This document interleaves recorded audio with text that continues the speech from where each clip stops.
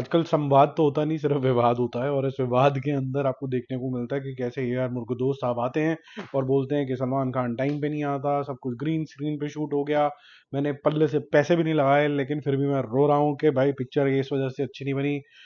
कहानी का कुछ पता नहीं था, एंडिंग का कुछ पता नहीं था, एक्टिंग का भी कुछ खास पता नहीं था, लोगों ने थोड़ा सा धक्का ही मारा सलमान खान को, लेकिन वो फिर भी फिल्म 200 करोड़ कर गई क्योंकि भाई के लवर ववर बहुत ज़्यादा है।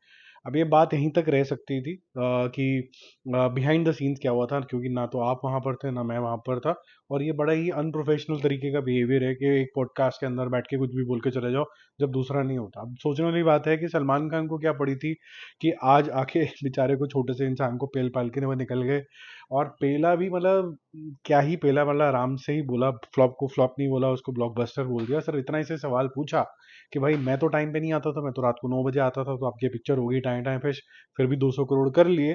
और जो तुमने बनाई मद्रासी नाम की फिल्म, उसने बड़ी मुश्किल से 100 करोड़ किए, और सक्सेसफुल पिक्चरों में तो उसका नाम नहीं आता है, तो वो क्यों फ्लॉप हो गई? उसका हीरो तो आप 6 बजे सुबह बुला लेते थे। सवाल सही है, लेकिन मैं यही बोलूंगा कि इससे जो इंडस्ट्री का जो प्यार है वो कम ही होता है। सलमान खान जो कि अपने दबंगगिरी के लिए नोन है, कुछ लोगों को लगता है करियर डिस्ट्रॉयर है, कुछ लोगों को, ज़्यादातर लोगों को लगता है कि करियर मेकर भी है, और यहाँ तक कि बोल दिया जाता है कि उनकी कमांडरी के अंदर जो कुछ लोग होते हैं, he goes an extra mile to help them, ये भी बोला जाता है, और ये भी एडवाइस दी जाती है कि भाई प्लीज़ इन लोगों के साथ मत काम करो, और टैलेंटेड लोगों के साथ काम करो। तो कहीं ना कहीं उन्होंने एक जन सेवा भी खोल रखी है कि मैं इन एक्टर्स के साथ काम करूंगा ताकि इनके घर भी चलते रहें। दिल अच्छा कह सकते हैं इस सब चीज़ों को। मैं बोलूँगा दोनों ही कोई बहुत अपनी जगह पे सही नहीं है, क्योंकि अगर ए आर मुर्तुदोस साहब ये चीज़ बोलते किसी इतने बड़े पर्सनालिटी के लिए, तो पहले तो वो बात गलत है। दूसरी बात, सलमान खान अगर इतने बड़े पेडेस्टल के ऊपर ऑलरेडी बैठे हुए हैं तो उनके लिए भी ठीक नहीं है, because just ignore such people. If there bad mouthing, why do you even explain it? आप एक और नेक्स्ट फिल्म करो और वो सुपर हिट हो जाएगी, तो ये सब चीज़ें लोग भूल जाएंगे। And take the feedback in the right spirit, even you are not appreciated with your physique और लेट्स से एक्टिंग स्किल्स, जबकि आप बहुत अच्छा कर सकते हो। और एग्जाम्पल दिया गया कि जब आपके रोने के सीन जो हैं सुल्तान वगैरह के अंदर इतने ज़्यादा ज़बरदस्त लोगों के मन के अंदर भाए, लेकिन ये नहीं भाया। एट द सेम टाइम ठीक है, उस टाइम पे you were not well, but आजकल जो स्पिरिट आ गई है लोगों की, वो ये भी आ गई है कि दो दो तीन तीन साल में एक फिल्म बना रहे हैं और उसको पूरा हार्ट सोल, अपनी बॉडी सब कुछ दे देते हैं, समर्पण कर देते हैं। और यहाँ पर बॉलीवुड में भी ऐसा हुआ है, अगर आप देखें तो दंगल बनने के टाइम के ऊपर आमिर खान ने बहुत मोटा और बहुत ही मस्कुलर, दोनों ही तरीके के फिजिक्स रिप्रेजेंट करे थे। And he is also done the same. Sultan के अंदर ही was extremely fit, he had a paunch as well, जो कि एक रेसलर के फेजिंग आउट की कहानी थी। एक समय दिखाया जाता है जब he is not very serious about what he can achieve with his talent. तो मुझे ये लगता है कि लोग जरूर साइड कर रहे हैं, जो साउथ के लोग हैं वो आके बोल रहे हैं सलोड़ा and all of these things. I think वो भी काफी ज्यादा बेवकूफ हैं। आपको अपनी बदतमीजी के ऊपर क्यों उतर के आ जाना, आपको क्यों बताना है कि आप किस खानदान से आते हो? आप अपनी मैनर्स दिखाओ, आप दिखाओ कि आपके स्कूल में अच्छी मैनर्स दी गई थी, अच्छे संस्कार दिए गए थे पेरेंट्स द्वारा। आप अपनी जबान क्यों गंदी कर रहे हो कि इंटरनेट पे कुछ भी लिख के चले जाओ, because there are no repercussions behind it. And even for Salman Khan I would say कि ये नहीं करना चाहिए था। और जो हिंदी बेल्ट वाले लोग हैं बोल रहे हैं यार तुम हमेशा ही हमें सप्रेस करने के ऊपर कोशिश करते रहते हो कि भाई आपने लुंगी पहन ली तो आप भगवान के आदमी हो गए सीधा की सीधा, हमने अगर ट्राउजर पहन लिया, हमारे यहाँ कोई नहीं पहनता लुंगी तो जबरदस्ती है कोई, और या फिर आप ही बहुत बड़े सनातनी पैदा हुए और हम नहीं हुए हैं पैदा, आपको सर्टिफिकेट चाहिए इस चीज़ का। तो I think that's also very very wrong. तो दोनों साइड से बहुत खिंचातानी शुरू हो गई, which is not good for Indian cinema. तो मैं किसी का भी पक्ष नहीं लूंगा, ये दोनों ही गलत है। मुझे ऐसा लगता है सलमान खान को भी मेच्योरिटी यहाँ दिखानी चाहिए थी और बोलना ही नहीं चाहिए था।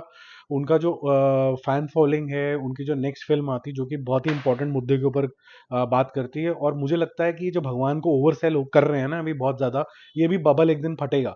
और ये जो सोल्जर्स को सेलिब्रेट करने वाली कहानी होती है, या फिर कोई ऐसे साइंटिस्ट की कहानी होती है जिसने इंडिया को प्राउड फील कराया, वो ज़्यादा सिग्निफिकेंट होती है, क्योंकि इसके अंदर आप ना तो कोई अंधभक्ति कर रहे हो, ना कोई सुपरस्टिशन कर रहे हो, ना पास्ट के अंदर हो। ये फ्यूचर जनरेशन को प्रेरित करने की ऐसी कहानी है जिसको आप बुक उठा के इंस्टेंट रेफरेंस ले सकते हो। तो ये एक्शन ओरिएंटेशन के अंदर जाता है, ये सिर्फ रेफरेंस पॉइंट के लिए नहीं रहता कि देखो ऐसा कोई तीर एक दूसरे को लगता था, टकराता था, ले बेटा अब इमेजिन करता रहा। ये ऐसा नहीं है, ये एक इंसान था जिसने गोली खाई थी ताकि आप लोग सुरक्षित रहें। तो ये बहुत ही क्लियर मैंडेट के साथ इस तरीके की पिक्चरें बनती हैं और ये ज़्यादा इंस्पायरिंग होती हैं। चाहे चक दे जैसी पिक्चरें ऑल्सो जो वुमेन को एम्पावर करती हैं कि स्पोर्ट्स जैसे फील्ड के अंदर आएँ, आगे नाम रोशन करें, और ऐसे मेन को भी प्रेरित करते हैं कि अगर उनके घर में जो औरतें हैं और ये सब है, आपको अलाउ करने की ज़रूरत नहीं है, they can decide their own career path. तो और प्रोग्रेसिव हो जाता है ये सारी चीज़ें। तो मेरा तो निष्कर्ष इसके ऊपर यही है कि इंडियन सिनेमा की वाट एक्चुअली में लग चुकी है। जो सपना था कि इंडियन सिनेमा होगा, नॉर्थ साउथ कोलैबोरेशन होगा, शायद मेकर्स ये कोलैबोरेशन करना चाहते हो, लेकिन जो फैंस हैं वो इतने ज़्यादा घटिया हैं और पता नहीं कौन से घरों से आते हैं, और कभी वो चवन्नी वाले स्कूल में भी पढ़े थे कि नहीं पढ़े थे, वो चाहते ही नहीं कि ऐसा हो। यहाँ तक कि वो इतने ज़्यादा गिरे हुए लोग हैं कि वो ये भी नहीं देख सकते कि वो एनटीआर वर्सेस लॉटरी स्टार जैसे प्रभास वगैरह हैं, उनके बारे में भी बोलते हैं वो। ठीक है, वो रुक ही नहीं सकते। ये जो ट्रोलिंग होती है कभी यूनिवर्सल लव नहीं दे पाती, और क्योंकि यूनिवर्सल लव नहीं होता तो हमेशा डिवाइडेड ही रहते हैं, और इंडिया शुरू से ही डिवाइडेड रहा है।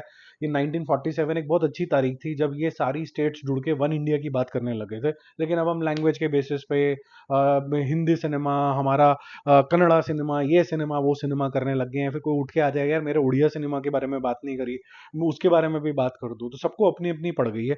और ऐसी अब हिंदी सिनेमा को अपनी पड़ गई है कि हम कैसे बचाएं अपनी, क्योंकि हम जो पिक्चरें बनाते थे वहां पर हमारे यहाँ तो कोस्टल रीजन भी कोई खास नहीं आते, ना ऐसी कोई फोल्कलोर होते, तो हम कहाँ से उत्पन्न करें। और प्रोग्रेसिव इंडिया भी है जो वेस्टर्न कल्चर से भी इन्फ्लुएंस्ड है, but at the same time they are not unrooted also. तो आप दिल लगी जैसी पिक्चर देखिए जिसमें सनी देओल ने डायरेक्शन करी थी और अच्छी पिक्चर थी। उसके अंदर आपको एक थोड़ा मॉडर्न आउटलुक भी दिखता है, येट रूटेड भी दिखता है। आप आदित्य चोपड़ा की पिक्चर ले जाओ, दिलवाले दुल्हनिया ले जाएंगे, ये वाली पिक्चर डीडीएलजे वगैरह, उसके अंदर आपको मॉडर्न जमाना भी दिखता है, रूटेड चीजें भी दिखती हैं। तो I think few corrections needs to be made. इसमें ना तो कोई कन्नड़ा सिनेमा या तेलुगु सिनेमा खत्म हो रहा है, ना कोई हिंदी सिनेमा खत्म हो रहा है, बट अनफॉर्चुनेटली ये जो फैन वॉर्स हैं और ये जो पेड पीआर चल रहा है ताकि एक इंडस्ट्री को डिसमेंटल किया जाए, ये किसी दिन ये जो बबल है ना बहुत गंदे तरीके से बर्स्ट होगा, और तब लोगों को पता चलेगा कि हम किस घटिया रीजन की वजह से लड़ते चले जा रहे थे। इसके बीच तो कोई और बो रहा है। ठीक है, बाकी जल्दी मिलते हैं रिव्यूज और अपडेट्स के साथ। अगर आप मेरी बात से इत्तेफाक रखते हो तो एक थम्स अप तो बनता है।